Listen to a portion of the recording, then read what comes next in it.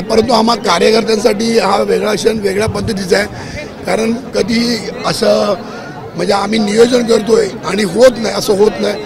त्यामुळे मी मगाशीच दिलगिरी व्यक्त देखील केली.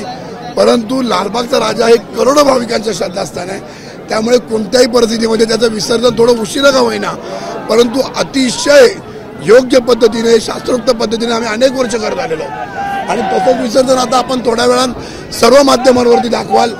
अतिशय चांगला नवीन पद्धतीचा तराफा बनवलेला आहे, नवीन पद्धतीची गाडी बनवलेली आहे.